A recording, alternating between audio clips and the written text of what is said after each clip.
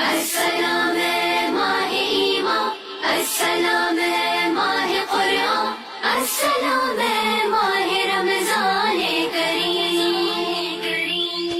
अस्सलाम है माहे ईमान, अस्सलाम है माहे कुरान, अस्सलाम है माहे रमजान करीम,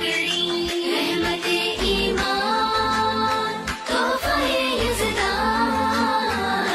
माहे रमजान ऐ माहे रमजान, तेरी सुबह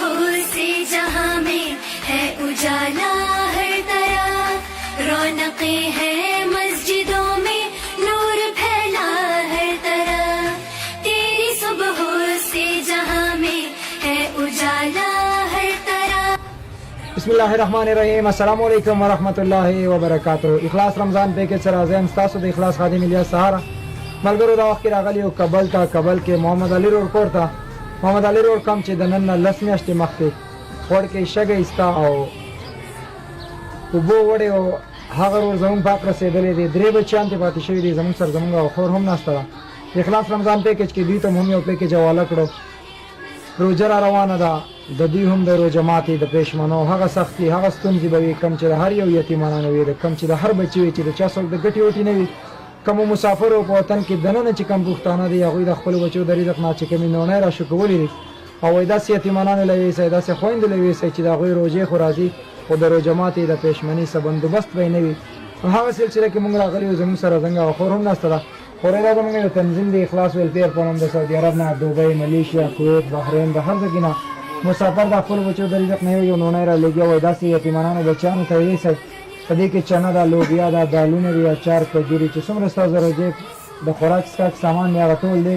کومو خلکو چې رالیږل دي هغې خلکو ته هم سوی نه ده خو روژه کې به په دعاګانو کې هم څومره حالت ویلي که الله دې کامیاب کړي ثواب خدای دې الله هغې دغه ورکړي جیزو خدای پاک دې د آخرت په کار کې چې زموږ سره صدقه کوي خدای پاک دې شته کړي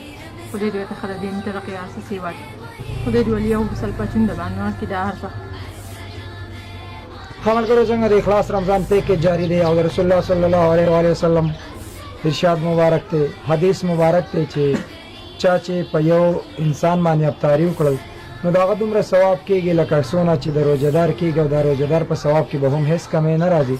کومو ملګرو چې به دې کې منډې ترلې والي دي کومو ملګرو چې به دې کې خپلې پیسې اچولي خپل خیرات خپل زکات خپل صدقات څومره کورونه له به دا د خوراک څښاک دا سامان دی چې به دې کې به زموږ دا خور هم په دغې کجوره روژه ماتوي په دې کې وریجې دي اچۍ دی چیني دی مسالې دي اوړه دي نو سوچ دې موږ تاسو وکړو چې څومره به د دې ثواب وي چې یو یتیم بچي ته روژه ماتې یا افطارۍ کې دغه سره مرسته کول داسې کورونو ته خوشحالۍ ورکول الله تعالی دې ستاسو په ژوند کې ډېرې خوشحالۍ ولري د اخلاص اواز جوړ شئ اخلاص د داسې خلکو اواز دی د کیمرامین عمرایت سره الیاس سهار له ورکه اجازت ده الله پامان السلام علیکم ورحمۃ اللہ وبرکاتہ माहे बरकत माहे रहमत सब घरों में